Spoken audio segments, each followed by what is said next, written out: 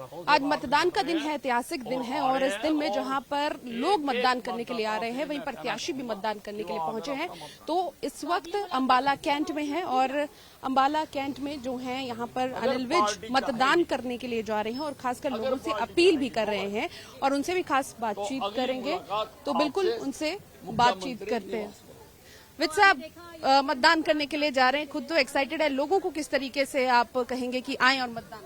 नहीं, लोगों को घरों से बाहर निकलना चाहिए। ये लोकतंत्र का पर्व है। प्रजातंत्र में हमें अधिकार दिया गया है अपनी सरकार चुनने का, तो लोग आए घरों से बाहर और आकर अपना मतदान करें। 6 बार यहाँ से विधायक रहे हैं, अगर जीत जाते हैं तो एक रिकॉर्ड बन जाएगा। नहीं, मेरे कई रिकॉर्ड हैं मेरे, तो रिकॉर्ड बनेगा, ये भी बनेगा रिकॉर्ड। मुद्दे रहे आपको लगता है किसानी, पहलवानी और जवानों का जो मुद्दा है वो बहुत ज्यादा किसान? अरे देखिए, प्रजातंत्र में मुद्दे रहाई करते हैं, कुछ लोग उठाया ही करते हैं, पर इसका मतलब ये नहीं है कि सारे हमारे खिलाफ हैं। अच्छी तरह से किसान में मदद कर रहे हैं, खिलाड़ी भी मदद कर रहे हैं। खिलाड़ियों के लिए जिस तरह मैंने किया उतना किसी और ने किया ही नहीं। मैं खेल मंत्री था, मैंने ही सबसे बड़ी इनाम राशि रखी 6 करोड़ रुपए की, मैंने ही नौकरियां देने की बात करी, तो कोई खिलाफ नहीं है। एक बार फिर से अशोक तंवर कल संविधान की किताब लेकर उन्होंने कहा कि बीजेपी में संविधान को मारना चाहती है बीजेपी और तमाम जो इस तरीके की बयानबाजी। लोगों ने आंखों पर पट्टी नहीं बांध रखी कि संविधान के साथ खिलवाड़ किसने किया। संविधान के खिलाफ खिलवाड़ किया कांग्रेस की प्रधानमंत्री इंदिरा गांधी ने।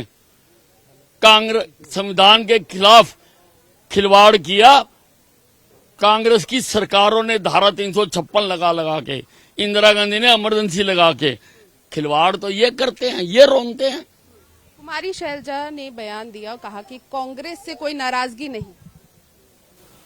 है तो ना सही, ठीक है, फिर खुश रहे। पर आपको क्या लगता है कहीं ना कहीं दलितों की अपमान की जो बात है वो है कांग्रेस में? नहीं, सारे हरियाणा ने देखा, सारे देश ने देखा किस तरह से उसको अपमानित किया गया। उसके कैंडिडेटों को टिकट नहीं दी गई और दी गई तो सब जगह से रिबल खड़े कर दिए। अच्छा, मुख्यमंत्री का एक आखिरी सवाल रहेगा सर मेरा। मुख्यमंत्री के चेहरे कांग्रेस में भी काफी हैं और बीजेपी में भी, हालांकि चेहरा पहले से घोषित है, लेकिन आपके नाम की चर्चा जरूर हुई।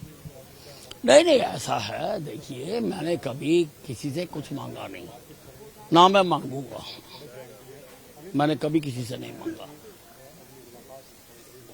मैं जब 2014 में हमारी सरकार बनी, मैं तब भी सीनियर मोस्ट था और उससे पहले 5 साल 2009 वाली प्लान में मैं विधायक दल का नेता था बीजेपी का, और कांग्रेस के सारे भ्रष्टाचार के कारण मैंने ही उजागर किए थे, जो बाद में राष्ट्रीय स्तर पर बने जाके मैंने ही उठाए, मैंने कांग्रेस का नाक में दम करके रखा। लेकिन मैंने फिर भी कभी मांग नहीं की, क्योंकि मांगना मेरी प्रवृत्ति नहीं है।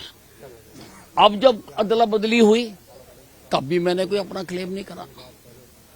पर उसके बाद हरियाणा में एक चर्चा चली है बड़ी तेजी से कि अनिल विज क्यों नहीं। जब नायब सैनी, जो मेरे से बहुत ही जूनियर है, बनाया जा सकता है, तो अनिल विज क्यों नहीं। तो हमारे कुछ सियाने लोगों ने कहा कि हम तो बनाना चाहते हैं, अनिल विज बनना ही नहीं चाहता। तो मैंने उसका जवाब दिया कि मैंने पार्टी के किसी हुक्म को कभी इनकार नहीं किया। पार्टी ने जब अयोध्या में गोलियां चल रही थी, कहा जाओ, मैं गया। पार्टी ने जब लाल चौक पे झंडा चढ़ाना बहुत ही खतरनाक था, पार्टी ने कहा जाओ, मैं गया। हर मोर्चे पर जहां पार्टी ने भेजा मैं गया। अगर पार्टी मुझे कहेगी तो मैं इनकार नहीं करूंगा। अगर पार्टी मुझे मुख्यमंत्री बनाएगी, मैं हरियाणा की तकदीर और हरियाणा की तस्वीर बदल दूं। हैट्रिक लगेगी? पूरी तरह से हैट्रिक तो लगी चुकी है। हर हालत में जनता हरियाणा की तैयार है।